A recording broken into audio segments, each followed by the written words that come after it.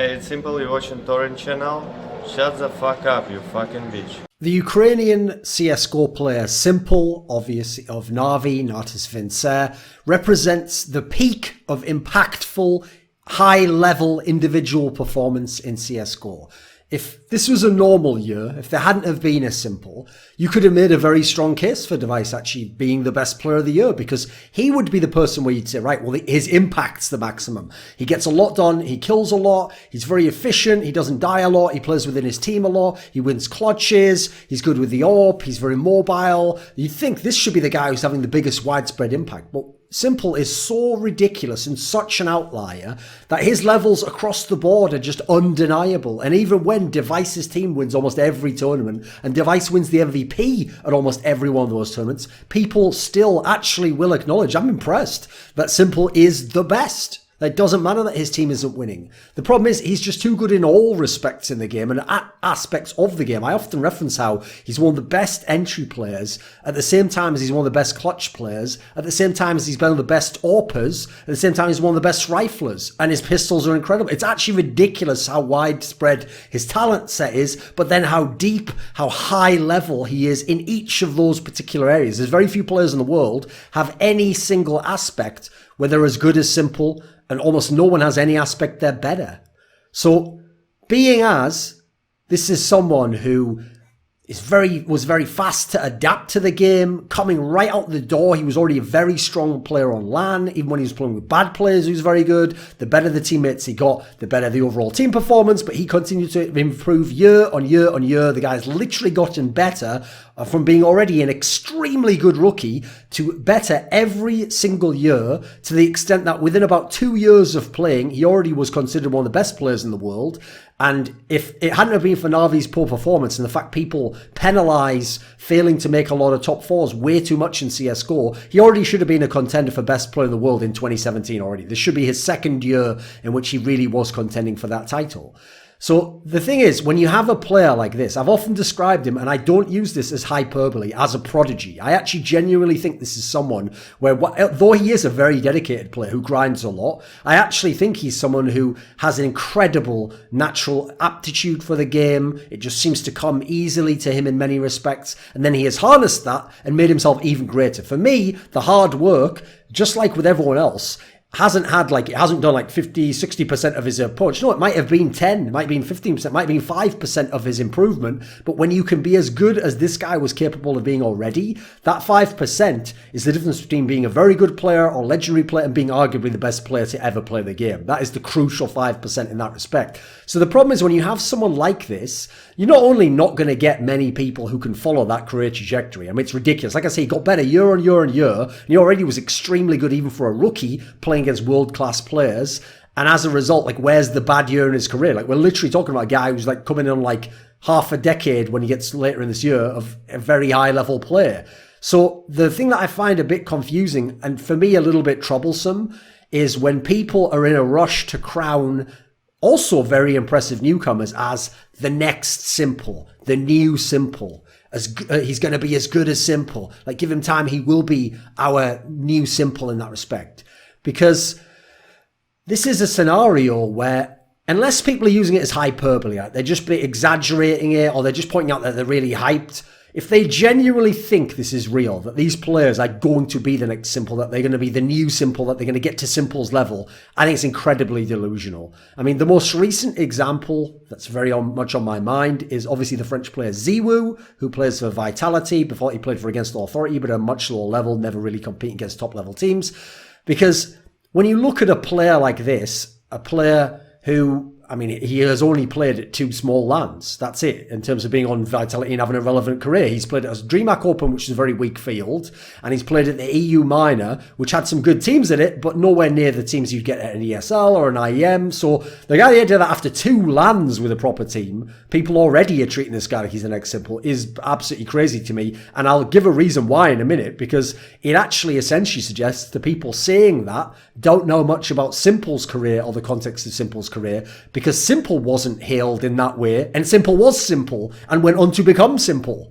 the one that you know now, the 2018 best player to ever play CS, maybe any version of CS, quite frankly. So if we talk about s1mple's career, maybe I'll do another video sometime where I go in depth year by year and really show you things and more, the key highlights, etc. But as a brief overview, s1mple's career began with his own breaking into the scene. Now, unlike ZywOo, he didn't have all this crazy hype surrounding him. He didn't spend a lot of time because he was doing school, which is how he built this hype, by playing at a lower level and wrecking FPL. And so obviously he was on people's radar way ahead of s1mple. s1mple came from being a complete unknown. What happened was he played this LAN in CIS region, and he played against a mixed team of the Hellraisers, basically a whole bunch of Hellraisers players, and then they had Overdrive, that guy who famously took a lot of mixed teams, including the NateDOhDoubleG team with Taz and Neo and Kenny S and Apex, where they went and beat Na'Vi and won that Prague Challenge in 2014. So this is a guy who famously would pay players to come, and he would provide the expenses for them to come, and he'd have to be a member of the team, but then he'd get a lot of pro players and he'd play with them.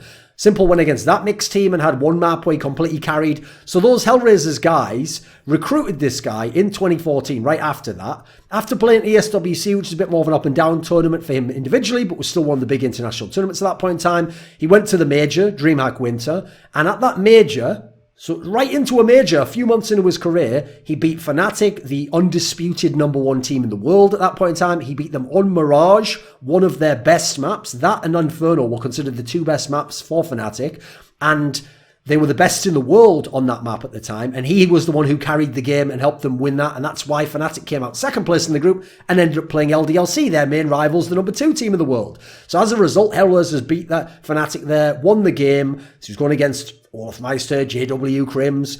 They made it to the round of 8, where famously Forest and Nip with the brand new recruit Makalele. Forest went ham in this series, was really, really impressive. NIP had a magical run throughout the tournament, but did turn out to be a very good team with Makalele. So actually, if you look at it, considering they end up getting a second place team out of their group, well, the reason Nip was second place is because they were in a group with LDLC, the French team. So if the groups had been different, if the #1, #2 teams getting out of groups had been different, absolutely, Hellraisers actually had other teams in that round of 8 that they potentially could have beaten and maybe gone top 4 at his first major, maybe like his third big or vaguely but second big international LAN, actually. This guy immediately out the gate was ridiculous. Then you have to consider, well, who was his team? Well, okay, you're going to know a lot of the names. Dossier, Angel, maybe you know who Kucha is, etc.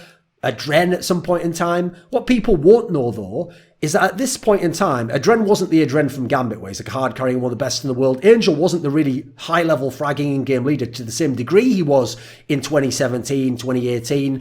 Someone like Kucha was considered a bit washed up. Dossier was like dropping down and down and down the rankings year on year on year. He was nowhere near one of the best players in the world. Hellraisers actually at this point in time was considered washed up. Like, this was the year where they weren't winning big tournaments. They weren't even a threat to anyone. They'd actually become, famously at the majors, they were a threat exactly to do what they did at this major, which is you upset a big level team, a potential contender in a best of 1. Maybe you eliminate them, give them a harder path. Then when you have essentially taken their seed by coming out of the group and top place or qualifying instead of them, you then just shit the bed instantly and lose a best of 3 to a worse team, which they did here by beating Fnatic and losing to Nip. They did it at the first major of 2014, Katowice, where they were able to beat the Very Games Titan team, and then just went and immediately got completely rolled by Dignitas. Like, this was the rep that this team had. It was not a top team anymore. So actually these results were very impressive results for such a young guy coming in. It's not like he had great players with him immediately. Then he got kicked out of that team and he went over and played with the squad that was originally called Dat Team but became Flipside. Immediately the guy was hard carrying again, even against top level opponents. Na'Vi on LAN, beat NIP in a best of 3 series on LAN at ESWC that year with Hiko as a stand-in. This was some ridiculous shit that this guy was able to do. And this was with even worse teammates. This was with shit tier teammates. This were people who really were not good at the game. Shara, etc. Blade is his in-game leader. Very low fragging in-game leader. Like Bondik, literally. Bondik and Wilded were the most skilled players on the team, along with s1mple at this point in time. Markelov, obviously, just a supportive player. Fallen off years and years ago. Never was generally that sick a player in CSGO. So with terrible teammates, already showing us really high-level performances. Sometimes getting upset wins. Sometimes losing and looking great doing so. Also, part of the reason why he was stuck in Flipside, and one of the reasons why this is interesting to me, is because he, at the time, had an ESL ban on his account.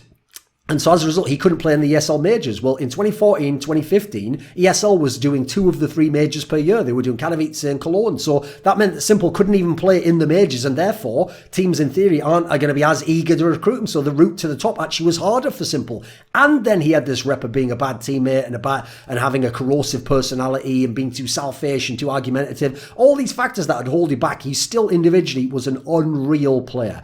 Then we're talking now like less than 2 years of pro play here. You come to 2016, he's taken Team Liquid, a squad that had never done anything of note at top international competitions on LAN.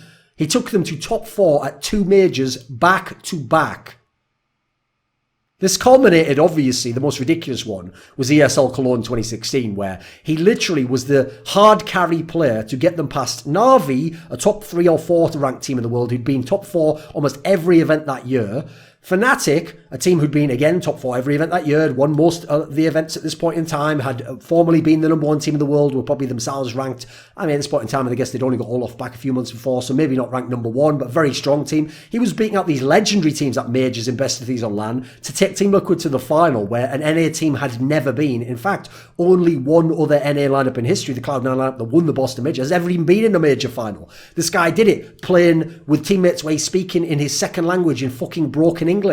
Again, with a lesser team. These teammates he had, Nitro, OllieJ, this all sounds great if you think of who OllieJ is now, but he wasn't the same player back then. Hiko was coming to the end of being a very good international player. Again, he had much worse teammates than the Na'Vi team or the Fnatic team that he's beating out here. So then what happens? People always forget this. There was a period between the 2 majors for Team Liquid. He was a full member in the first one, MLG Columbus. He was only a stand-in for ESL 1 Cologne. People forget his run at ESL Cologne, he only played 2 events with Liquid over that span of time. He played ECS the week before, didn't do that well, the team didn't do well, and then he just went crazy at ESL Cologne. What happened in between? Well, there was a tournament. It was one of the Star Series tournaments. It was like the Star Series Invitational or something like that. It's actually one that was held in CIS region, but famously, it wasn't like all the top teams there. Like Virtus Pro was there, they won the tournament. Na'Vi was there, they finished second. Beyond that, you had like Flipside, I think maybe Hellraisers, and you had s1mple attended with a team called Worst Players, which was him and a bunch of players that you vaguely know from the CIS region. None of them are top players particularly, and they were just mates of his. People he knew who were Ukrainian players, and just someone to play with in the meantime while he's waiting for another team. Hopefully maybe trying to get recruited into a Na'Vi, as he obviously later did. What people forget is, at this tournament, that Worst Players team had no business getting a top placing. They actually placed reasonably high, and he went fucking ham, tearing up every team he played. It was ridiculous. Then obviously he comes back to Team Liquid, goes ham at the major. Then he goes to Na'Vi. Okay, they win a big event, something they'd never done, a 250k event with him. Then obviously things go to shit. His level was still very good, but the team starts to fall off. 2017, okay, the team's better in as much as they're getting top 8 placings, the occasional top 4 from time to time, getting out of groups most of the time. And he was very sick individually for Na'Vi, but the team was barely ever good enough to make a final. Never mind win a tournament. That just wasn't going to happen very often. That was a once in a blue moon. So he was already a very, very sick player. Like individually, the team's year wasn't good enough, but he already should have been a top 5 player in the world in most people's books, in my opinion, this year. 2018, I mean, people know the guy's just been a god. Like beyond his team winning the tournaments, there's nothing more you could ask from this guy. His level has already exceeded every other calendar year by any player, I think, in the history of Counter-Strike, but I'll definitely say in CSGO. Maybe I'd have to go check some more demos for Neo and Forest, etc., to really check for all of Counter-Strike history. Now, the reason why I laid out that context is because you can see how ridiculous, like that's like a movie script career of how every year you get better and you get into a slightly better team, and even if you've got bad teammates, you beat the better opponents, and you're doing shit that's impossible, and even when people think your level's at a high level and you're one of the best individual players, you go to an even higher level later on. Like, this is absolutely wild shit. So forget people coming in and having a good first year as a rookie. They've got all their work ahead of them to get even halfway through s1mple's career. Remember, less than 2 years into being a pro player, the guy was taking teams to major top 4s and then major finals. That's the level we're talking about. He'd already beaten the best teams in the world, the number 1 ranked teams in the world on LAN, hard carried himself, gone against the Olaf Meisters, the Cold Zeras, the best players in the world. He'd done all this shit already 2 years into being a pro. So when you say someone's going to be the next s1mple, you're not just saying he's an extremely good player who's looking great early on. You're actually making basically the biggest prediction you can make for a player's career trajectory it is possible to make, because you have picked the most outrageous outlier in the history of the game. Even people like Olaf Meister and Coldzera, etc., haven't had comparable careers individually, in terms of how they played individually and with a comparable level of teammate to s1mple, quite frankly. Some of them have never had teammates in their proper pro careers as bad as s1mple had for most of his career. No other player in the CSGO scene has had a comparable career to s1mple's, or as crazy a rise. The closest you can come is Nico, and Nico actually, because he started a couple of years after s1mple in terms of getting his chances in the big international teams, is a couple of years behind s1mple, and we don't know yet whether he can also continue what has been an incredible... He's one of the only other people I consider a prodigy in the game for similar reasons, and even he has still got a lot of ways to go to get to the level of what 2018 s1mple has done, and especially with lesser teammates. So that's also all that ridiculous shit within the context I mentioned of the limitations placed on this guy. It's from Eastern Europe, doesn't have great English, therefore he can't just go to international teams at the time. He's someone where he was limited by being kicked out of teams. He had an ESL ban, couldn't play in 2 of the majors. That means over a 2-year span, if he'd have been available in all of 2014, he wasn't playing fully at the top level then, he would have had to miss 4 of the 6 majors and still have this career. If you look at some of the other names out there, okay, someone like Twists looked amazing for a few months last year. Took him a lot longer to get that level, and he's already fallen back. Ziwu's only played the 2 LANs, and they were both small LANs without the biggest teams represented there, generally, beyond the odd one like a Mouse Spots, which admittedly isn't in great shape, but okay, they're good teams. Now, here's the real irony, and the real point I want you to remember from this video, is that the real irony of calling someone the next s1mple and meaning like he's already so good, like he's going to go on a great trajectory and maybe be the best player to ever play, is that s1mple himself wasn't treated like the next s1mple like that or hailed in that way.